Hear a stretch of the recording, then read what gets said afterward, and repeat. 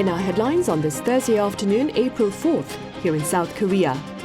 Government authorities have set up a special call centre for cancer patients amid the prolonged standoff on the healthcare front, with junior doctors engaged in collective action over plans to expand medical school admissions quota. Over in the US, Korea's SK Hynix announces an investment plan worth over $3.8 billion for a chip packaging plant and an AI product research center in the city of West Lafayette in the state of Indiana. Elsewhere, at least 9 people have lost their lives while over 1,000 have been injured following an earthquake measuring well above 7 on the Richter scale that struck Taiwan's east coast Wednesday morning, the strongest in 25 years. We start our afternoon newscast with the sights and sounds of spring here in capital Seoul, where the cherry blossoms are in full bloom. I have my colleague Choi Soo-young standing by live. Soo-young, do start us off then. Good afternoon, Sunny. Finally, the scent of the flowers has returned. I'm just right now standing on the Yoon Road nearby the National Assembly building in Yeouido, one of the most famous spots to enjoy the cherry blossoms in capital Seoul. As you can see just behind me, this area is just full of people just around here and enjoying the flowers and the spring. This year, many people must have been waiting for when the cherry blossom would bloom. It was expected that the cherry blossoms would bloom about a week earlier than last year, starting from mid-March. But the weather around the time, including sudden cold snaps and spring rain showers, delayed the blooms.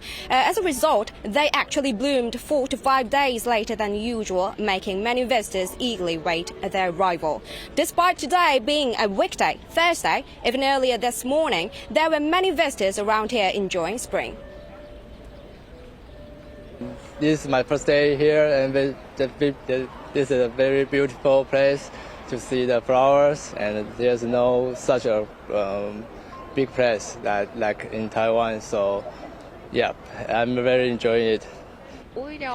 Until last week, the weather was a bit cold, so even if the flowers bloomed, it would have been difficult to enjoy them. But now that the weather has warmed up and the flowers are in full bloom, it's even nicer to come out and see them. For those who want to know the best spot to enjoy the stunning view, use Exit 1 of National Assembly Station or Exit 2, the Yeouido Station on Subway Line 5. Right, some very valuable information there. Also, Seong, I hear traffic restrictions, though, they've been extended in consideration of crowds seeking to indulge in the year's cherry blossoms. Do tell us more. Yes, Sunny. Unfortunately, many cherry blossom spots nationwide had planned festivals for the end of March. The Yeouido Cherry Blossom Festival was originally scheduled to start on March 29th and end tonight, but city officials announced that even though the festival will end, they would extend traffic restrictions on nearby roads in Yeouido until next Monday, the 8th. Facilities such as shelters for light picnics, photo zones and temporary health centers set up for the festival will also remain open until then, providing convenience and rest spaces for visitors. The Korea Meteorological Administration has forecast that despite the weather having a significant impact so far, people will be able to enjoy full bloom of the cherry blossom this weekend. That's all I have for now. Back to you, Sunny. All right, Seong, good to know. Right, that was our Choi Soo-young reporting live from Seoul's Yeouido district. Right, government officials remain committed to ensuring medical care to those in need as the standoff between junior doctors and the Yoon administration continues. Our Shin Chae-ho has the latest. As the prolonged collective walkout by trainee doctors extends to its 7th week, the government has pledged to enhance collaboration among healthcare facilities to minimize the impact on medical services. Junior doctors in South Korea have been absent en masse from hospitals since mid-February in protest over the government's medical reform plans. The health ministry in a briefing on Thursday announced its plan to extend the assignment of 110 out of 154 military and public health doctors initially deployed to fill service gaps for another month. The remaining 44 will be replaced with other staff. Additionally, the government has committed to increasing support for cancer patients. To enhance support for cancer patients, the National Cancer Center is setting up a consultation call center specifically for them. Recruitment for the center's staff is currently open and will continue through April 5th. Meanwhile, during a meeting on Thursday, Health Minister Cho Kyu-hong urged junior doctors to participate in discussions, saying the government is committed to open-minded dialogue with the medical community. This followed the Korean Medical Association's positive response on Wednesday to President Yoon Suk-yeol's offer to personally meet with trainee doctors. We welcome the President's move to accept the proposal made by the committee last week for him to directly meet with junior doctors. An emergency steering committee of the nation's medical professors also welcomed Yoon's dialogue proposal. However, they stressed that the government must suspend its plan to increase the number of medical school admission seats as a sincere gesture to engage in dialogue with resident doctors. The Korea Interns and Residents Association said on Thursday that they will meet with President Yoon later in the day to discuss related issues, but added that their conditions for returning to their post will remain unchanged. Shin Chae-ho, Arirang News. President Yoon Suk-yeol has called for further government action to enhance household finance as well as that of small businesses. The call was made earlier on this Thursday at yet another review session of the government's policy briefings open to the public, and this time the focus was on broader economic matters. With regard to efforts already in place, the President highlighted the opportunity to shift to lower interest loan plans offered to individuals and small businesses, as well as the chance for the latter to refinance their debt obligations. SK Hynix has unveiled an investment blueprint worth 5.2 trillion won, or over $3.8 billion, for an advanced packaging fabrication center and research facility in the U.S. state of Indiana. Our business correspondent Lee Soo-jin has details. South Korean chipmaker SK Hynix is building its first U.S. semiconductor packaging plant in the state of Indiana. The company announced on Wednesday local time that it will invest $3.8 billion into building the advanced packaging plant, as well as a research and development facility for AI products such as high bandwidth memory chips. The world's second largest memory chip maker will also collaborate with researchers from Purdue University, which is located in Indiana, as well as other research institutions. This comes as the company has been looking for places within the United States to build chip manufacturing plants amid the growing demand for advanced AI chips like HBMs that are used to power generative AI models such as ChatGPT. The Biden administration announced in 2022 that it will provide subsidies to boost U.S. competitiveness in the chip market, with a total of $39 billion set aside for companies that build chip manufacturing plants in the U.S. And according to industry sources, SK Hynix has already applied for a share. The company said it decided to build its first U.S. packaging facility in Indiana because of advanced engineering research at Purdue University and the state's robust manufacturing infrastructure and support. Mass production of AI memory products is expected to begin at the plant in the second half of 2028. And according to SK Hynix, production and R&D facilities are expected to create more than 1,000 new jobs in the region. The chip maker not only has the largest share of the global HBM market, but is also the sole supplier of HBM3 chips to NVIDIA, which leads the AI chip market with an 80% share. SK Hynix already announced that it began shipments of the latest 5th-generation HBM3E at the end of last month, with some of the initial shipments going to NVIDIA. But SK Hynix will not just be focusing on overseas investment, as it will continue with its domestic investment plans, which include a project worth nearly $90 billion to build a semiconductor cluster in Yeouido, a city located on the southern outskirts of Seoul. Lee Soo-jin, Arirang News. And staying with corporate plans, as reported in our newscast back on Wednesday, Korea's Samsung and GS have sealed a deal to expand a gas plant in Saudi Arabia. Our Shin Chae-ho shares the specifics of that deal.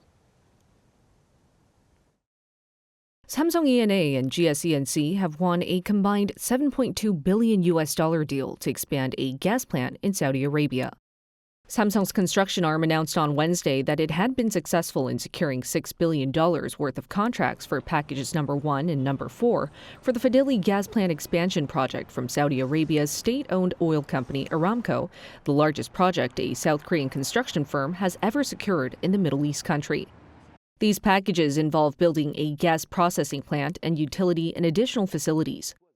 GSE&C also bagged an order worth $1.2 billion for the program's package number 2, the construction of a sulfur recovery processing plant. The contract value that the two companies have secured this time equals about a fifth of all overseas contracts won by South Korean construction firms last year. Thanks to these contracts, the total value of overseas construction orders secured as of April 2nd this year has hit over $12.7 billion, more than doubling last year's figure for the same period. The deals also come less than a year after Hyundai Construction landed a $5 billion deal for a petrochemical plant in Saudi Arabia last June. With the domestic real estate market experiencing a downturn, the construction industry is increasingly looking abroad for opportunities. Amid these circumstances, the latest deals are fueling expectations for a second Middle East construction boom. This potential boom harks back to the first one in the 1970s, when Korean construction firms made significant inroads into the Middle East, setting the stage for Korea's rapid economic growth. The presidential office hailed the contract on Wednesday, saying it resulted from President Yoon Suk-yeol's summit diplomacy with Saudi Arabia's Crown Prince, Mohammed bin Salman. The two leaders have exchanged visits, with President Yoon making a state visit to Riyadh last October, where an agreement was made to strengthen cooperation in infrastructure. According to Aramco, Saudi's state petroleum company, the project will increase the Fadhili gas plant's processing capacity from 2.5 to up to 4 billion standard cubic feet per day, raising production capacity by more than 60% by 2030 compared to 2021. Shin Chae-ho, Arirang News.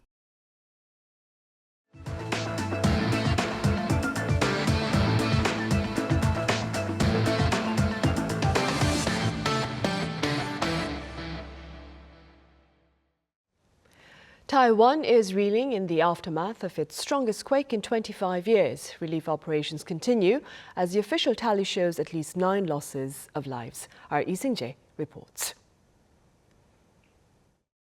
The magnitude 7.4 earthquake that rocked Taiwan on Wednesday has resulted in at least 9 deaths and injuries to over 1,000 people. As of 10 p.m. Wednesday local time, 231 buildings across the island state were reported to have been damaged. Also, 143 people were left trapped or stranded in mines and tunnels, with overnight search and rescue operations being conducted. 3 of the deaths and injuries to about 40 people were caused by falling rocks caused by a landslide at the Taroko National Park, a famous local tourist attraction. 50 workers traveling in minibuses to a hotel in a national park are also missing. Aftershocks have slowed the search and rescue operations, with over 200 being reported since the initial quake. 2 of the aftershocks were reported to have been greater than magnitude 6. The first 72 hours are considered the golden time for rescue operations, with the death toll expected to rise even further after that. Today being the first day of the Cheongmyeong holiday in Taiwan, where people visit their ancestors and pay their respects at their graves. The damage caused by Wednesday's earthquake is causing traffic disruptions as roads and railways are restricted in many areas. The Taiwanese government has prepared measures, including alternatives by plane and by sea, to help ease the delays. The latest earthquake is the largest since the 1999 quake, which killed over 2,400 people. Jae, Arirang News. On the diplomatic front, Russia's foreign ministry has called South Korea's sanctions on a pair of Russian ships and on 2 Russian businesses and their respective owners, quote, unfriendly. The ministry also claimed the sanctions by Seoul will lead to negative repercussions for bilateral relations, but did not delve into details. The claim follows South Korea's recent decision to slap sanctions on Russian individuals and institutions involved in aiding North Korea advance its hostile weapons ambitions. Meanwhile, Korea's new homegrown 3,000-ton submarine, the Shin Chae-ho, was delivered to the Navy earlier on this Thursday morning. Shin Chae-ho is one of the key forces, that is, of South Korea's kill chain system aimed at countering a North Korean nuclear attack.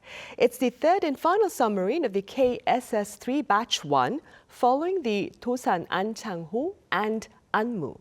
Like its earlier counterparts, it is capable of firing ballistic missiles.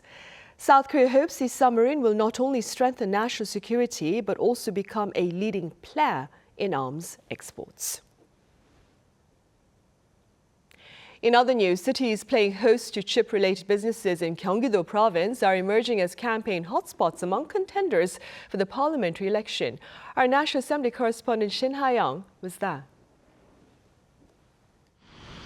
Cities with plants run by major chip makers in southern parts of Gyeonggi-do province, known as the Semiconductor Belt, have emerged as a key battleground for the upcoming election. And Hwasong City, where I'm now, is one of them. Parties have been announcing chip-related pledges and nominating influential candidates in the Semiconductor Belt. The main opposition Democratic Party has put up Kong Yoon, a former president of Hyundai Motor, as a candidate for the Hwasong-B constituency. Kong pledged to establish a semiconductor and automotive convergence cluster based on his experience leading a global company. I've been part of Hwasong's industrial growth and history, and I'm ready to use my experience to keep pushing forward. The ruling People Power Party selected Han Jung-min, a former researcher in Samsung Electronics' memory chip department, for the same constituency. Han, who has been living in Dongtan, a town in Hwasong City, for a decade, highlighted his ability to address residents' concerns while pledging to establish a Human Resources Development Institute for semiconductors and create a stable chip industry environment. I will introduce an expanded version of the K-Chips Act. The chip industry is closely related to Dongtan. For instance, last year tax revenue from Hwasong City dropped by 300 billion won due to industrial problems. I believe supporting the semiconductor industry is key to Dongtan's development. A three-way race has developed with Lee Jun-seok, a former PPP chairman and current leader of the newly launched New Reform Party, entering the fray. The average age of residents in Hwasong-B is 34.7 years old, making it statistically the youngest among 254 electoral districts. It's known for having voters who are interested in policies related to transportation and child care. All three candidates have proposed tailored pledges, including initiatives to improve transportation and establish specialized high schools. People in Dongtan are interested to see how the traffic network will expand following the GTX opening. In light of this, we're focusing on projects, including a tramway construction as our policy pledges. With just a week to go before April's general election, all eyes are on which candidate will gain the upper hand in the Semiconductor Belt, which is considered a pivotal swing region. Shin Chae-ho, Arirang News. Gyeonggi-do province is also home to Korea's tallest tree, which is rooted in Yeongmunsan mountain, and researchers here were recently able to determine its age. Our Cheongmyeong explains. A ginkgo tree on Yeongmunsan mountain in Yangpyeong-gun, Gyeonggi-do province is regarded as the tallest tree in South Korea. However, there has never been any scientific examination of the tree's physical characteristics until now. South Korean researchers have uncovered information about the ginkgo tree by digitally modeling it. The researchers utilized LiDAR used in unmanned vehicles to measure information about the ginkgo tree and create its digital twin. By emitting laser light and analyzing the reflected information, we can acquire various information such as distance, movement direction, speed, position, and surrounding environment in a 3D format. As a result, the height of the Yeongmunsan mountain ginkgo tree was found to be 38.8 meters, equivalent to about 13 stories of an apartment building. The total weight of the tree is 97.9 tons, comparable to the weight of about 69 medium-sized cars. The biggest question, the age of the tree, has also been revealed. Using the method of measuring the age of old trees, the calculated result was 1,018 years. By applying the growth information analyzed with LiDAR to the age estimate database of old trees at the Korean National Institute of Forest Science, the tree's age was found to be 1,018 years.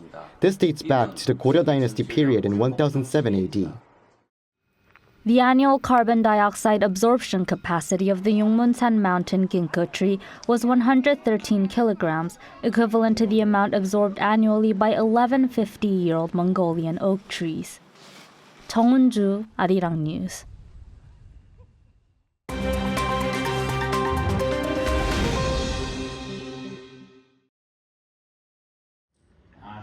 Let's take a look at the latest news in the world now. Gold prices hit another record high on Wednesday, following U.S. Federal Reserve Chair Jerome Powell's comment reiterating caution in adjusting interest rates.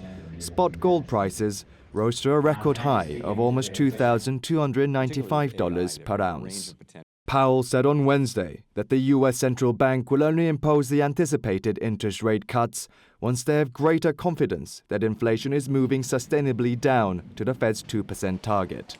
Powell commented that recent readings on both job gains and inflation have come in higher than expected, saying that it's too early to judge whether the recent readings represent more than just a bump. New inflation data is due next week, and the latest U.S. jobs report is due on Friday. Finance experts still expect to see a first rate cut at the central bank's policy meeting in June. Gold is often seen as a hedge against inflation, and gold prices have increased over 11% so far this year. Iran has accused Israel of carrying out an airstrike on the Iranian embassy in Syria on Monday, which killed 5 military advisors and 2 generals, and pledged to retaliate. Supreme leader of Iran, Ayatollah Ali Khamenei, said on Wednesday that Israel will be slapped for the attack. Monday's airstrike in Damascus destroyed a consular building adjacent to the main embassy grounds. Israel has not claimed responsibility for the airstrike, although an Israeli government source told Reuters that those killed had been responsible for attacks against Israeli and U.S. assets. Iran has so far avoided direct conflict with Israel since the outbreak of war in Gaza, while indirectly supporting forces that attack Israeli and U.S. targets. Finnish police said on Wednesday that the school shooting in the city of Vantaa the previous day was a result of bullying. Lead investigator Detective Chief Inspector Marko Sarka said in a statement that the sole suspect of the shooting, a 12-year-old boy, was apparently bullied, which was the motive for the attack. A 12-year-old boy was killed and 2 girls of the same age were injured in the attack. According to a study by the Finnish Institute for Health and Welfare, Finland has seen an increase in bullying in schools, with almost 1 out of 10 pupils around 12 years of age saying that they have been a target at least once a week. Parents visited a temporary memorial at the scene of the shooting and asked authorities to take more active action in stamping out bullying. Kim Seong, Arirang News.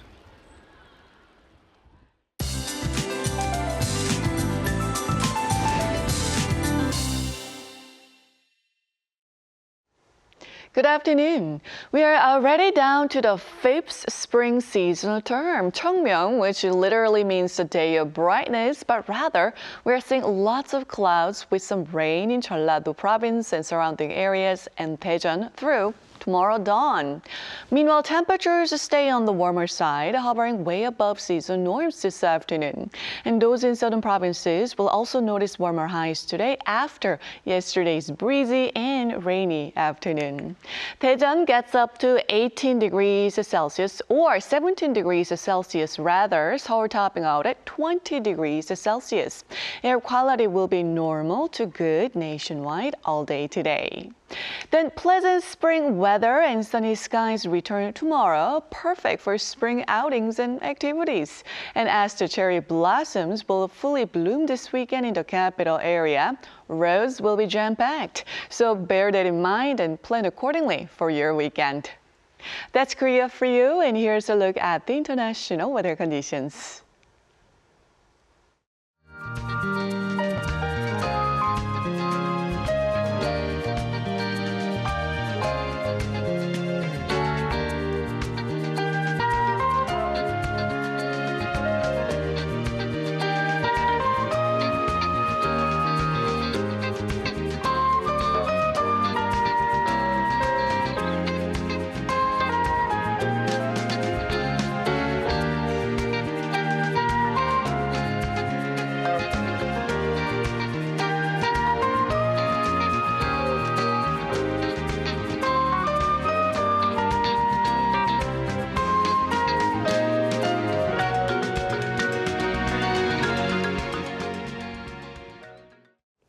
That ends our afternoon newscast for this Thursday. Coming up next is our daily panel session.